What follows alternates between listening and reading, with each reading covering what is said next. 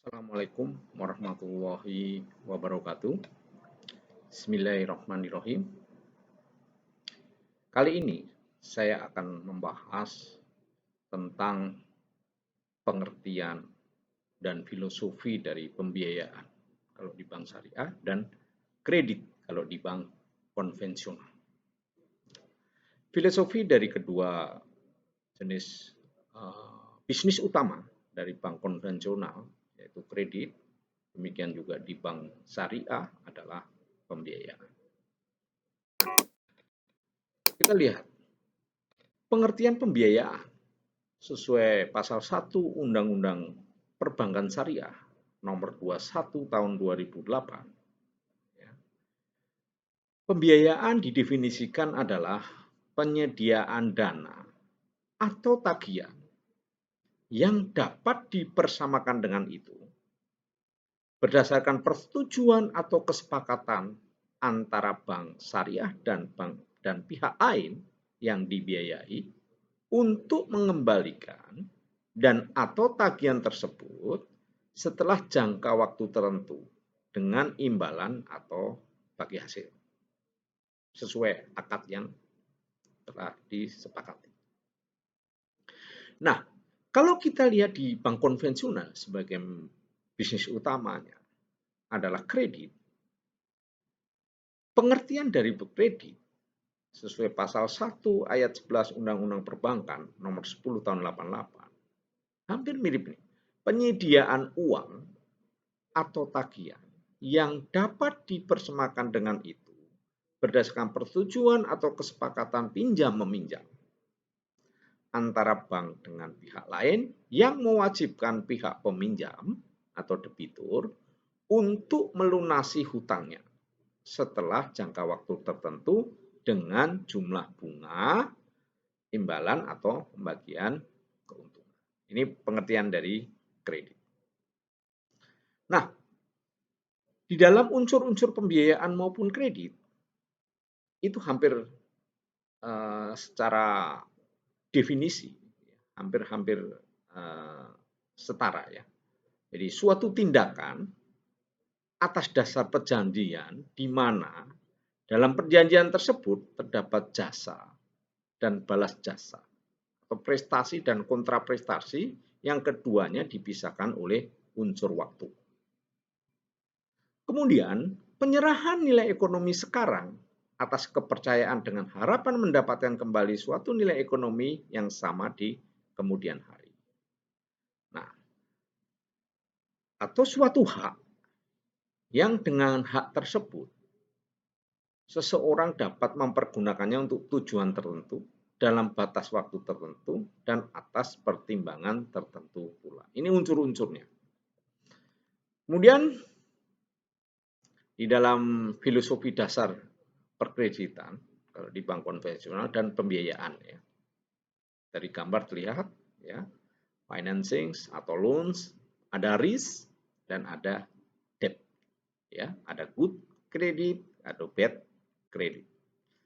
Nah, kredit kalau di bank konvensional dan pembiayaan di bank syariah termasuk aktiva yang merupakan aset produktif dan secara umum merupakan pos terbesar di dalam komponen aktiva. Ya. Jadi kredit adalah kekayaan bank yang diserahkan pengelolaannya pada nasabah selama jangka waktu tertentu. Ya. Kredit pembiayaan hampir sama ya, tinggal jenis akad yang digunakan. Nah, di dalam struktur neraca bank, di dalam komponen aset ini mayoritas di Indonesia itu udah hampir 70% sampai 80% komponen terbesarnya adalah kredit yang diberikan. Bahkan kalau di bank syariah, pembiayaan itu memegang peran jauh lebih besar dibanding bank konvensional. Bisa mendekati 80%. Ya, jadi ini merupakan komponen utama di dalam aset perbankan itu ya. Kredit di bank konvensional, kalau pembiayaan di bank syariah. Nah, bagaimana kredit atau pembiayaan itu adalah aktif produktif yang mengandung risiko. Ya, kenapa mengandung risiko? Ya, risiko gagal bayar, ya, atau gagal usaha, ya, sehingga mengakibatkan suatu kerugian. Makanya di dalam mengandung risiko, kualitas kredit atau pembiayaan harus dijaga, ya, sehingga kelangsungan usaha suatu bank tergantung dari kemampuan dan efektivitas bank dalam mengelola risiko kredit atau pembiayaan dan meminimalkan potensi kerugian. Nih, ya, going concern-nya bank ini tergantung pengelolaan pembiayaan untuk di bank syariah dan kredit di bank konvensional. Ya, kira-kira seperti itu. Secara kualitas dan kuantitas, volume. Kemudian, di dalam unsur-unsur kredit dan pembiayaan, ya, itu ada return, tapi ada risk-nya. Unsurnya adalah kepercayaan, kemudian ada persetujuan dan penyerahan. Di sini kepercayaan, persetujuan dan penyerahan itu ada unsur waktunya. Ya.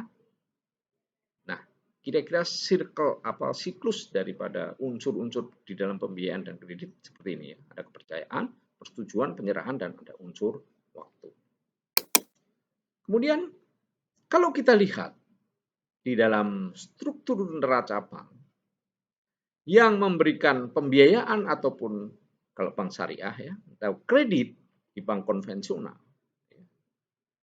Di dalam neraca nasabah, laporan keuangannya dalam bentuk neracanya, itu di dalam pasifa tercatat sebagai hutang bank. Ya, hutang bank. Kira-kira seperti itu. Ya. Kalau di bank konvensional bukan merupakan suatu investor. Bank bukan investor. Ya. Kemudian bagaimana supaya pengelolaan daripada kredit untuk bank konven dan pembiayaan di bank syariah itu sukses, ya? Maka, ya, ini misalnya ada usaha, maka sukses usaha dari nasabah berarti, ya, bank hanya mendapatkan return sebesar suku bunga kredit kalau di bank konvensional. Sementara kalau di bank syariah sesuai bagi hasil atau margin yang disepakati. Nah, demikian juga sebaliknya. Ya, jika terjadi kegagalan usaha atau bankrupt, maka resiko bank itu jauh lebih besar. Kenapa? Karena kegagalan usaha nasabah berarti bank kehilangan semua dananya dalam bentuk pembiayaan atau kredit yang diberikan. Jadi kalau usahanya sukses hanya mendapat return sebesar yang disepakati, ya, kalau di bank konvensional bunganya, kalau di bank syariah sesuai margin yang disepakati. Tapi kalau gagal, pokok kredit ya, atau outstanding pembiayaannya itu hilang, tidak kembali. Nah, ini resiko sangat besar bagi bank. Ya. Kemudian, apa saja sih komponen dalam resiko kredit atau pembiayaan? Jadi kredit, pembiayaan itu identik dengan resiko. Terus bagaimana? Apakah bank itu terus nggak berbisnis karena ada resiko dihindari? Tidak. Resiko harus dikelola. Ya. Jadi pembiayaan yang diberikan oleh bank syariah mengandung resiko. Sehingga dalam pelaksanaannya bank harus memperhatikan asas-asas pembiayaan yang sehat. Ya. Jadi harus memiliki asas-asas yang sehat, harus prudent. Ini juga dalam Undang-Undang Perbankan pasal 8 ya, nomor 10 tahun 98 juga jelas. Bank harus prudent ya. Nah, bagaimana supaya tidak terjadi kegagalan ya? Karena apa? Kegagalan usaha atau kegagalan bisnis bank ya, yang diakibatkan oleh pembiayaan yang macet itu merupakan sumber risiko pembiayaan ya. Di mana sumbernya berasal dari nasabah atau debitur sendiri, namanya counterparty risk, atau juga bisa dari internal bank yang lemah, atau external environment. Ini kayak sekarang ini ada pandemi COVID, nah ini termasuk external environment. Ya. Jadi kegagalan risiko pembiayaan atau kredit bagi bank konvensional adalah bisa berasal dari nasabah sendiri, atau counterparty risk-nya, atau internal banknya, atau eksternal faktor. Nah, bagaimana kita melihat kalau kegagalan itu dari nasabah atau counterparty risk? Ya, di dalam analisa, ya, bank harus memperhatikan unsur-unsur ya dan pengamanan-pengamanan yang harus dilakukan. Ya, seperti 5C-nya harus proper, ya. Kemudian juga dari aspek legal, resiko kolateral, demikian juga resiko usahanya. Harus demikian dikelola dan dimanage dan dianalisa dengan baik berdasarkan 5Cs ini. Ya, 5C itu ada 5 ya, karakter, capacity, collateral, condition, ya. Ini harus kita analisa dengan baik. Kemudian, apa sih yang dari faktor internal? Bahwa non-performing financing atau bad loans atau pembiayaan yang bermasalah, internal bank itu bisa karena fraud. Jadi ada unsur internal pegawai bank yang bermain di sini, melakukan fraud. Ada juga kesalahan marketing. Ya, misalnya sasaran target marketnya salah. Ya, misalnya ke usaha yang misalnya belum tidak lagi dalam posisi low, tetap dipaksakan masuk. Demikian juga ada kesalahan analisa dan kesalahan monitoring. Jadi ini adalah kombinasi biasanya terjadi kesalahan-kesalahan yang menyebabkan faktor internal bank menjadi bad loan atau non-performance financing. Nah, bagaimana dengan faktor eksternal? Ya. Faktor eksternal itu bisa dikarenakan misalnya politik atau teknologi, ekonomi, dan sosial. Ya. Bisa nih teknologi, ya, kita sudah tahu bagaimana dulu kamera Kodak ya, yang tidak bisa menyesuaikan sekarang dengan HP yang penuh, yang kameranya sudah super canggih, yang gagal untuk recovery. Demikian juga faktor ekonomi, misalnya kondisi sekarang ini global economic market lagi nggak bagus, bisa saja akan mempengaruhi usaha nasabah. Ya, kemudian politik, demikian juga sosial, gempa bumi atau pandemi seperti yang sekarang terjadi, sehingga itu mengganggu dan usaha nasabah yang kerjasama dengan bank. Kemudian komponen di dalam risiko pembiayaan itu ada 3 ya. Yang pertama adalah peluang gagal bayar atau probability to default. Ini menunjukkan ketidakmampuan nasabah dalam memenuhi kewajibannya kepada bank. Jadi peluang gagal bayar nih, ya, ketidakmampuan nasabah dalam memenuhi kewajiban kepada bank. Kemudian exposure credit atau exposure credit, ya, berkaitan dengan potensi jumlah kerugian jika nasabah gagal bayar. Jadi potensi berapa sih bank akan mengalami kerugian, ya, jika nasabah gagal bayar. Kemudian recovery rate atau tingkat pemulihan adalah tingkat pengembalian pembiayaan yang telah gagal bayar sebagai upaya pemulihan kinerja bank. Di sini recovery berasal dari agunan, ya, jaminan yang dipegang oleh bank.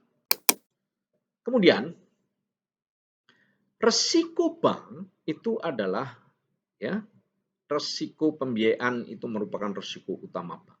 Jadi resiko pembiayaan itu adalah resiko yang timbul akibat kegagalan atau potensi kegagalan debitur atau nasabah memenuhi kewajibannya secara penuh sesuai perjanjian.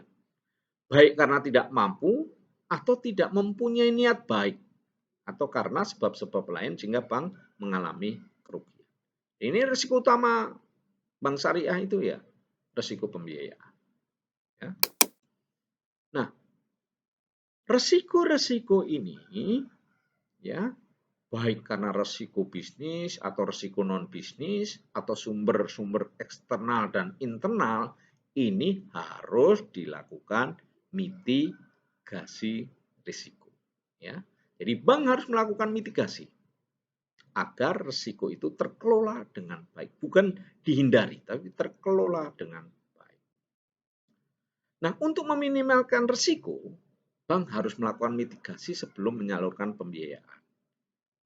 Ada 3 komponen di dalam mitigasi. Yang pertama, bank membuat dan menerapkan kebijakan, sistem dan prosedur pembiayaan atau kredit kalau di bank. Kemudian, bank harus melakukan analisis dan evaluasi secara detail, baik secara kualitatif maupun kuantitatif dari calon nasabah. Jadi ini adalah 2 unsur yang bank harus melakukan mitigasi risiko. Nah, unsur-unsur ini akan menentukan juga bagaimana kualitas pembiayaan atau nasabah yang akan kerjasama dengan bank. Secara demikian ya tentang basic filosofi pembiayaan atau kredit ya. Nanti saya akan bahas berikutnya tentang bagaimana menganalisa, bagaimana memproses suatu pembiayaan dan sebagainya. Jangan lupa untuk melakukan subscribe, komen ataupun like karena video-video akan segera kami buat untuk tayangan-tayangan berikutnya. Wabillahi taufiq wal hidayah. Assalamualaikum warahmatullahi wabarakatuh.